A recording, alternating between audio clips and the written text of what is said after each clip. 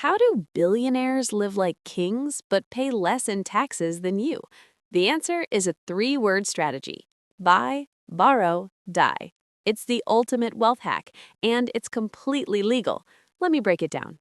Step 1. Buy appreciating assets. The ultra-wealthy don't chase big salaries.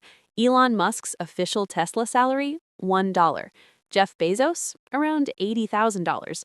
Instead, their wealth is in stocks, real estate, and businesses that grow in value year after year. Here's the magic: unrealized gains aren't taxed. If Bezos's Amazon stock goes from $1 billion to $100 billion, he owes exactly $0 in taxes, as long as he doesn't sell. On paper, he's worth over $100 billion.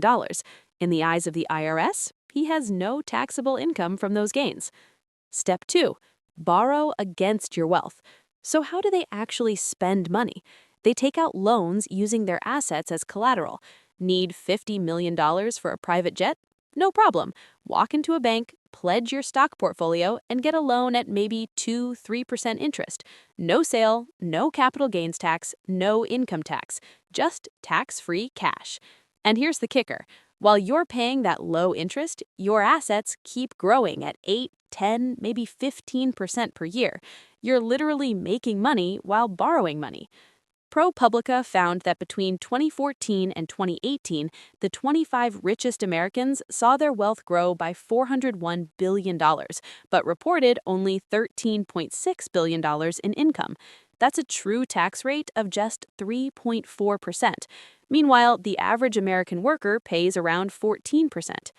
Step 3. Die and pass it on. When a billionaire dies, their heirs inherit everything.